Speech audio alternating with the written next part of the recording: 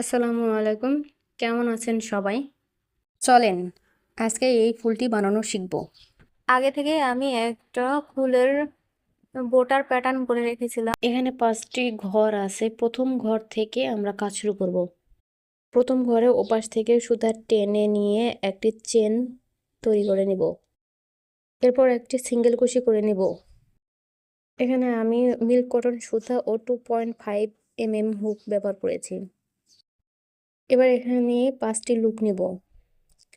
এই যে দেখুন, 1টি, 2টি, 3টি, 4টি, 5টি। এবার হুকটাকে একটু নিচের দিকে করে ওভারলুপ করে নেব। একটু ভালো করে লক্ষ্য করলেই বুঝতে পারবেন। এই যে আবার লুপ নিচ্ছি। 1টি, 2টি, 3টি, 4টি, 5টি। এবার ওভারলুপ করে নেব। দেখুন, এভাবে করে সবগুলো ঘরে প্যাটার্ন করে নিতে হবে। একটু মনোযোগ দিয়ে দেখলে বুঝতে পারবেন কতটা সহজ। বাকি ঘরগুলোতে প্যাটার্ন করে ফিরে আসছি। এবার আমি 4 নাম্বার ঘরে আর চলে আসছি।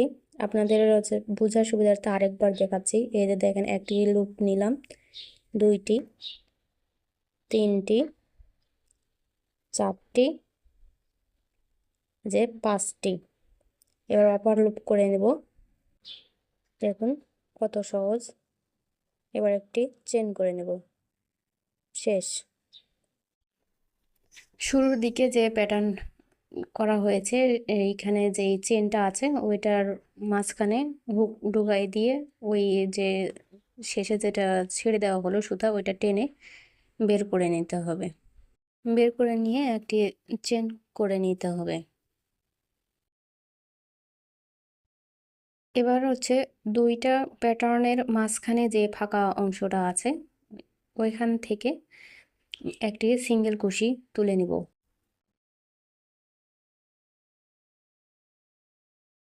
এবার একই জায়গায় একটি ডাবল কুশি করে নেব।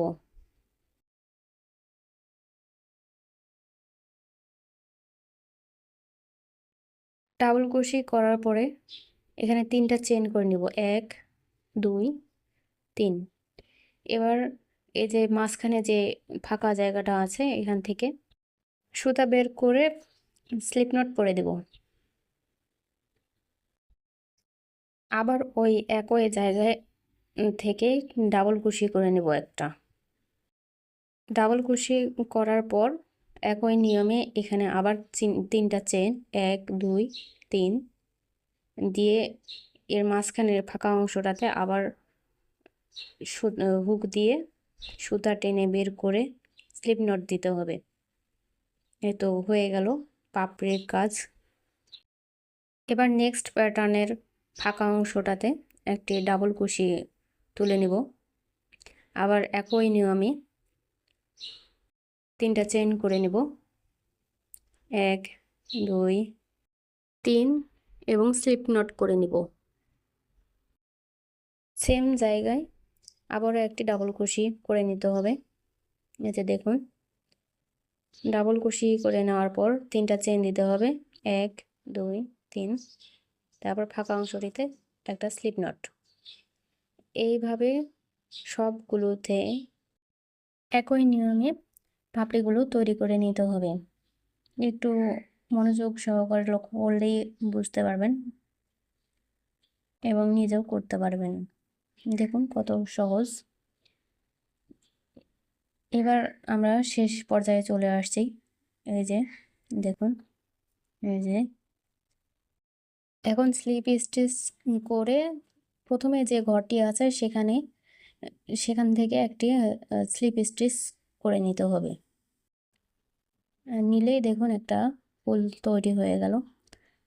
আরও একটি চেন দিয়ে এবার সুতাটাকে কেটে ফেলতে হবে।